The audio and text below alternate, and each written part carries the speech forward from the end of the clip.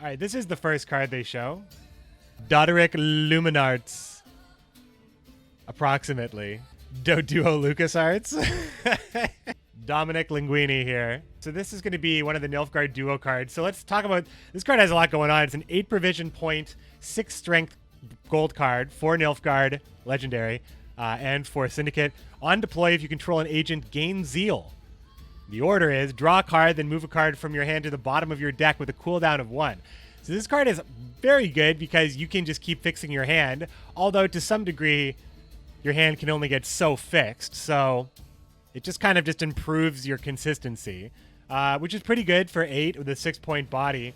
But that's pretty much all he can do. All he can do is improve your hand. So he is on a good, in a game where you don't need him, he's not doing anything really. I think this card is good, but I think that there are already enough consistency tools for both the Syndicate and Nilfgaard that this guy might be a cut. He might be a cut. This guy on the other hand is very strong. This guy is the Drog of the faction, right? This guy is the slam it and win. Very, very strong card. This guy, if you clear his tribute, extremely strong. 13 provisions for a 4 strength unit. Deploy, damage all enemy units on a row by 2. Tribute all enemy units on both rows by 2 instead. Tribute of 8. So the tribute of 8 is very, very high, but we immediately see, here's Madame Louisa. It's a 9 provision point, 6 strength intimidate engine that also makes the next tribute you play this round free. Yeah, so this makes the tribute free. It also makes Morel's tribute free if you're paying attention, which is kill a unit. So this is just like long round value, short round value, and immediate value. This card is nuts. It's a 6 strength card that is also an engine that also allows you to get value next turn and every turn after that because it's an intimidate engine and it's 6 to begin with. Like, it's good, right? This card, I mean, there is a limit. You can't put all these amazing cards in your deck. You can't. But this card is a triple threat. Hey, you got this dude. Chat said it was a big brain card here. This is the Halfling card. 8 provisions for a 1 strength unit. Whenever your opponent plays a unit while Rico is in your hand, set his power equal to that unit's base power. Finally, this is the dual card with Nilfgaard, the Halfling here. So it allows for some pretty interesting mind games, which Nilfgaard likes to do. Also, you can see what's in your opponent's hand with Nilfgaard pretty easily, so you know when you can realistically use this the best. So I think that Nilfgaard can use this card quite well, and I don't know if the Syndicate can, though. But at least the Courier, you can see what your opponent's drawing. There are ways to make sure that you're getting value from this card. However, will you get that value even with all that control? I don't think you will. Kalkstein, a Witcher 1 character coming back here. 7 provisions for a 5 strength unit that profits you for 2, giving you 2 coins, and you can choose to spend those coins immediately for his fee. Fee of 2, purify a unit.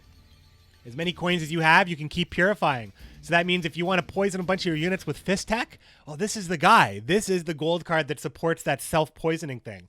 But also, with the Syndicate running around, we're probably going to see a lot of bounties and a lot of locks. I would strongly recommend you pack locks for the weekend. Kalkstein will help you get around that, as will Kurt.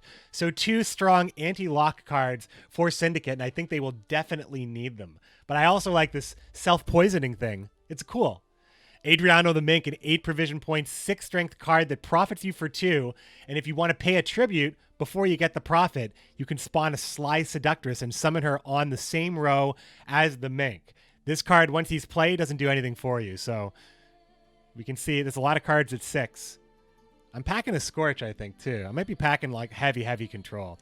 And the Sly Seductress being shown here also has its own standalone card, much like the Waters of Brokilon and the Fledgling, 2 separate cards.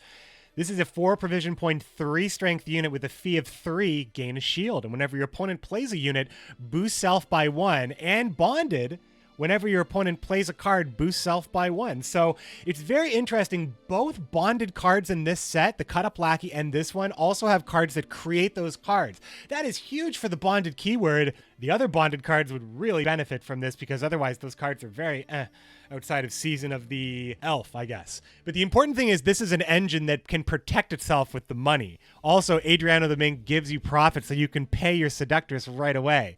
you can pay. Also, that's Geralt in the artwork. That's pretty dope too. Here we have Renegade Mage, a very unassuming card when it was revealed, a 4 provision point, 3 strength card.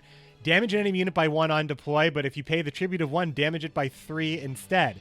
Pretty easy tribute to meet, but we see King of Beggars later in the stream that reduces all tributes by 1, meaning that this is a 4 provision point, 3 strength unit that can be played on either row and damage that enemy unit by 3.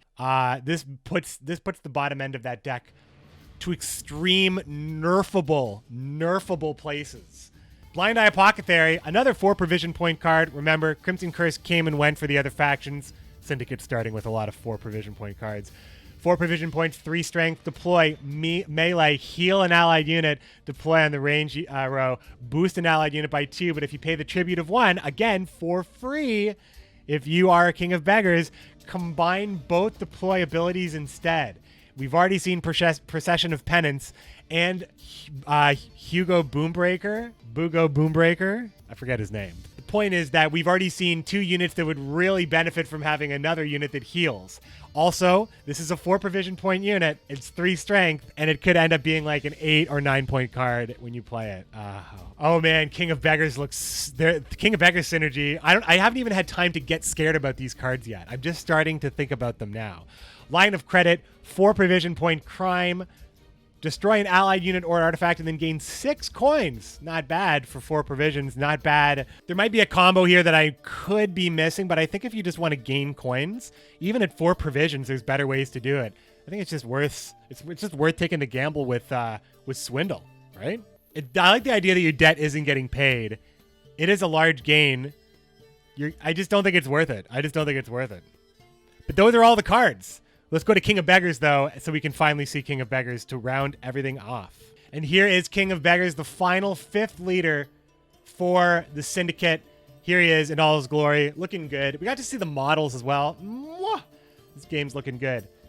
King of Beggars is a 15 provision point leader, leaving you with the 165 cap. So 3 leaders at 15 and 2 at 16.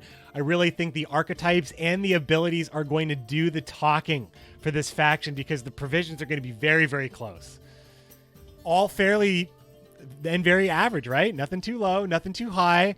Balancing will tell the tale. I think once we see when they're this close, the leader that stands out. We saw it with Bran, Kruk, Arnulf when they were all the same. Svalbard when they were like all roughly the same. They did some tuning after that, right? So I think we're going to see leader tuning, but they are in a tunable state. King of Beggars, 15 provisions, 165 cap, 3 charges. On order, gain 2 coins. And every allied tribute costs 1 coin less. So the Blind Eye Apothecary and the Renegade Mage, free tributes for their effects, which are quite strong for their provision point value. You're already getting so much value. There's a lot of things you don't have to run when you can run those cards. Very, very, very good stuff. Lots of deck fixing with the Blind Eyes. Lots of value in the tributes, plus playing stuff that influences tributes. Seems like there's a lot of value there, a lot of subtlety here. I definitely have to get my hands dirty with this one. I can't really evaluate. I have a hard time evaluating, but I want to know what you guys think. All right, my friends, it's been a great reveal season. All I can say is that I'll see you in Novigrad. I'm going to be cutting these videos up, going to sleep, waking up early, so I can join you in the free city. All hail our new Syndicate overlords with their 6 strength engines and ridiculous 4 provision point cards. Thanks for watching. If you like the video, this is YouTube. Show me, tell me. Thanks for supporting me through these reveal videos. We'll be back for gameplay as soon as possible. Good night, my friends.